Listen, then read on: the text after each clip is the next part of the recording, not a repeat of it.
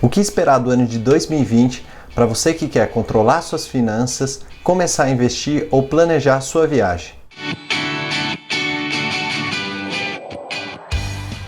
Eu sou Murilo Massareto, formado em Economia, e vou te ajudar a resolver os seus problemas financeiros. No vídeo de hoje, eu vou falar um pouco mais sobre as perspectivas para você que escolheu o ano de 2020 para aprender a controlar o seu dinheiro, ou para aprender a começar a investir, ou então para realizar o sonho de viajar. Primeiro, eu vou começar falando sobre o ano de 2019. O ano de 2019 foi um ano muito bom para o mercado financeiro. Isso porque a política econômica do governo foi de encontro aos interesses tanto dos investidores como das empresas que fazem parte da Bolsa. A prova disso é que a Bolsa de Valores atingiu um nível recorde e passou a barreira dos 100 mil pontos, pela primeira vez na história. Grande parte desse crescimento foi por conta da entrada de novos investidores em 2019, um outro recorde que foi batido. No entanto, esse crescimento poderia ter sido ainda maior se não fosse as tensões políticas externas, principalmente envolvendo os Estados Unidos. O acordo comercial entre Estados Unidos e China se arrastou por todo o ano de 2019 e ainda não chegou em um fim. Portanto, as expectativas para 2020 ainda são positivas e, caso o acordo saia ainda nos primeiros meses do ano, existe uma grande possibilidade de atrair novamente os investidores estrangeiros que saíram do país diante da tensão internacional. Não bastasse isso, os Estados Unidos elevaram ainda mais as tensões globais internacionais depois do ataque que resultou na morte do general iraniano Soleimani. Porém, o desfecho desse conflito ainda continua incerto, e isso deixa os investidores mais cautelosos. Além dos Estados Unidos, a América do Sul também passou por momentos de tensão na maioria de seus países, com ondas de protestos e muita agitação política. Esse tipo de acontecimento acaba espantando o investidor estrangeiro da região, mesmo o Brasil estando fora desses conflitos. Já na política nacional, a reforma da Previdência foi celebrada pelo mercado, porém com muita cautela. Isso porque ainda são necessárias outras reformas, como por exemplo a reforma tributária, para que o país retome o caminho do crescimento econômico. Além do mais, o ano ainda promete ser agitado por conta das eleições municipais, que podem alterar as correlações de força e também indicar os principais e potenciais candidatos para as próximas eleições presidenciais. Agora, entrando um pouco mais na parte de indicadores econômicos para 2020, o relatório Focus resume as estatísticas calculadas considerando as expectativas de mercado para os principais indicadores da economia. No último boletim divulgado, as previsões para 2020 eram as seguintes: IPCA de 3,58. A meta central para a inflação no Brasil é de 4% para 2020, com uma margem de 1,5 ponto percentual tanto para cima quanto para baixo. Para alcançá-la, o Banco Central eleva ou reduz a taxa de juros da economia, que é a Selic. Como a inflação hoje já está controlada, mesmo com os picos de inflação que aconteceram no último mês, motivados pelo aumento da carne e do combustível, a tendência é que ela permaneça dentro dos limites da meta de inflação para o próximo ano e que a Selic permaneça no nível atual de 4,50 ao ano. Aliás, segundo o boletim, a Selic deve permanecer a mesma para 2020, no atual patamar de 4,50 ao ano, dando indícios que o mercado não espera um novo corte na taxa de juros tão cedo, pois ela já se encontra em um nível historicamente baixo. Com esse resultado, a expectativa é de que os bancos também possam reduzir as suas taxas de juros, tanto para financiamentos quanto para empréstimos. Falando um pouco agora de câmbio, a expectativa de mercado para o dólar em 2020 é de que ele termine o ano na faixa de R$ 4,04. Porém, conforme eu citei anteriormente, ainda existem vários fatores externos que podem alterar significativamente a taxa de câmbio, principalmente aqueles envolvendo os Estados Unidos. Por fim, para o PIB, que mede o crescimento do Brasil, a expectativa é de que ele atinja em 2020 2,30%. Vale destacar também que o FMI fez uma projeção de crescimento para o Brasil de 2% para 2020, um pouco abaixo da expectativa de mercado.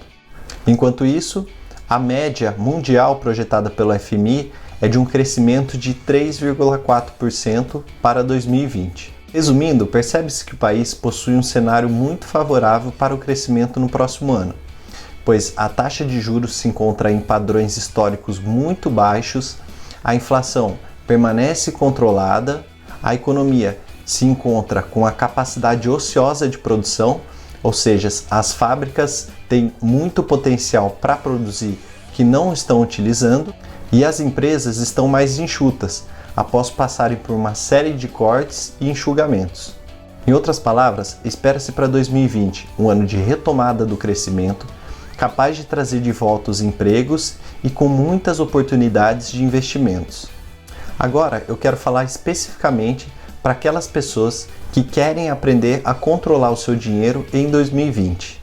Primeiro, eu queria dizer que o percentual de famílias com dívidas aumentou em dezembro de 2019, alcançando 65,6% do total, ou seja, é o maior patamar histórico de famílias endividadas.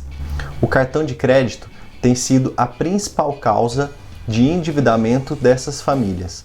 O pior de tudo é que, ao longo do ano, aumentou também o percentual de famílias que declararam não ter condições de pagar suas dívidas, chegando a 10% dos endividados. O fato é que cuidar das finanças pessoais é um problema cultural.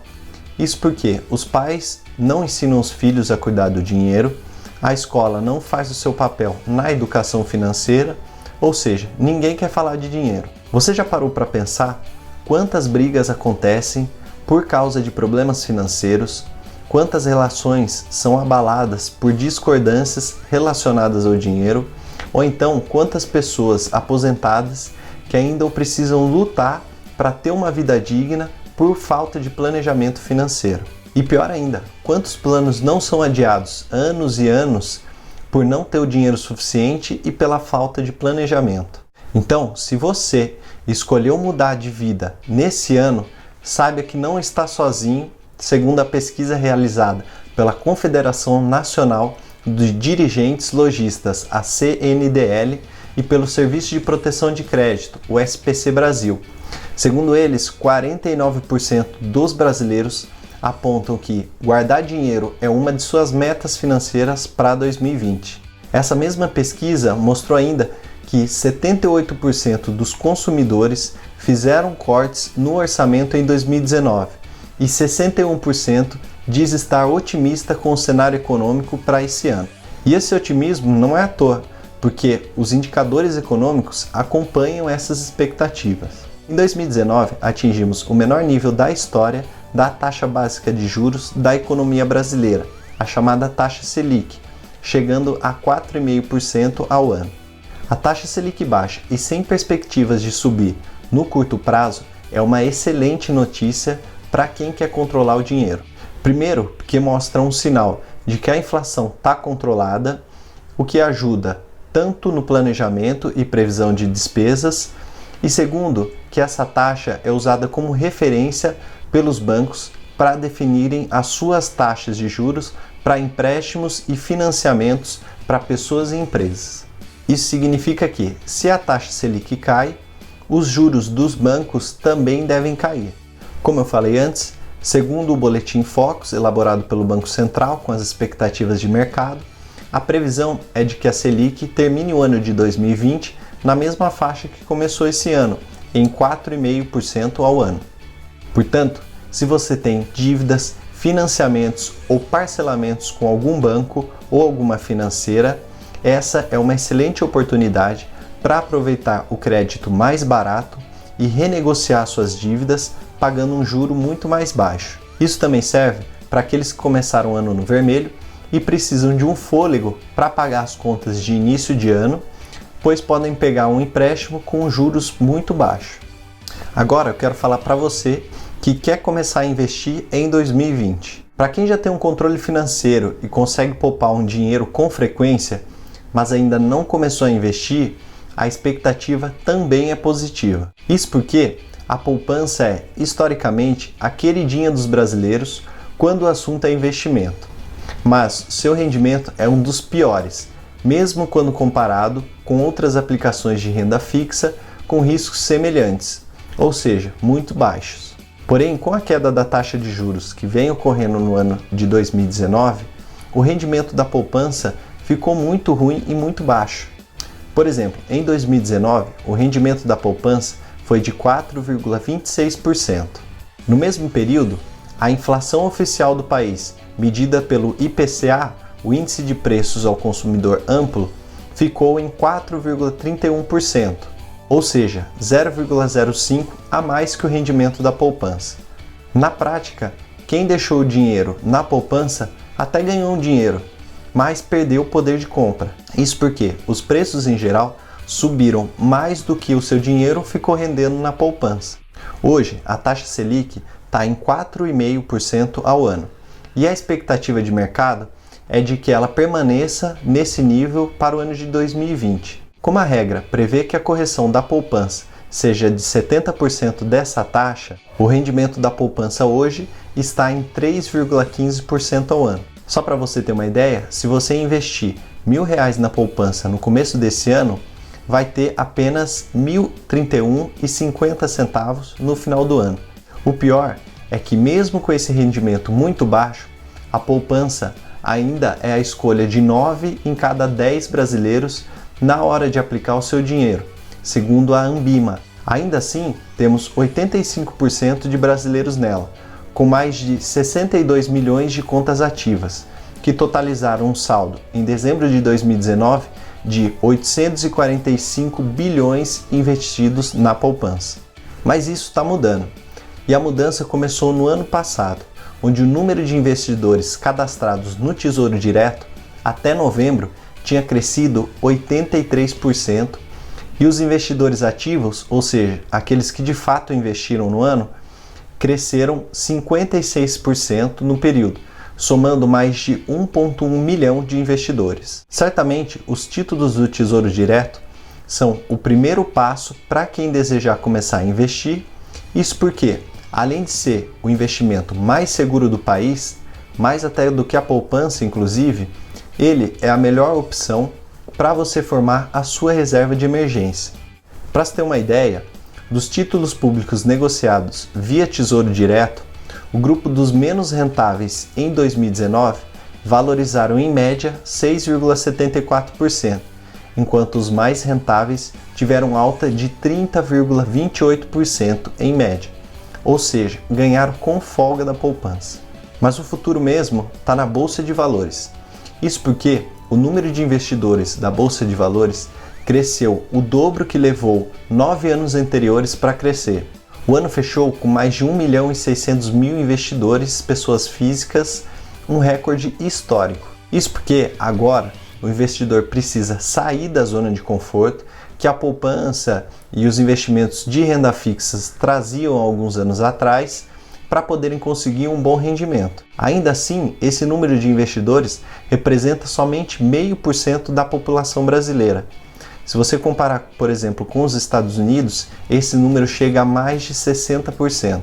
Ou seja, essa diferença mostra o tamanho do potencial que a Bolsa ainda tem para crescer no Brasil nos próximos anos. E quanto antes você começar a aprender a começar a investir, maior será o seu aproveitamento desse crescimento.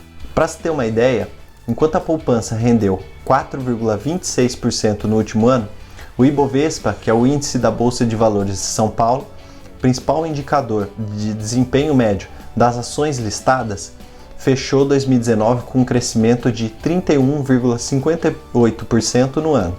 É um crescimento de mais de 7 vezes o da poupança. Portanto, 2020 promete ser um ano ainda melhor.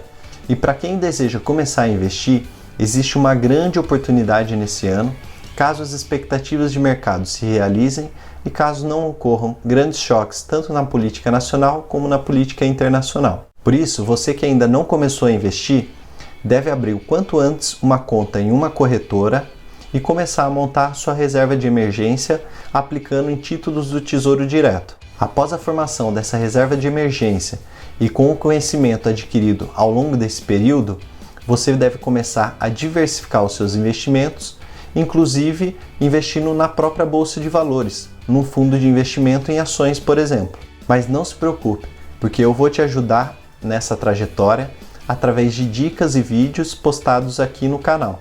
Porém, caso queira uma ajuda mais específica, você pode entrar em contato comigo através do e-mail contato@murilomassareto.com.br. E agora eu quero falar com você que escolheu o ano de 2020 para fazer a sua viagem.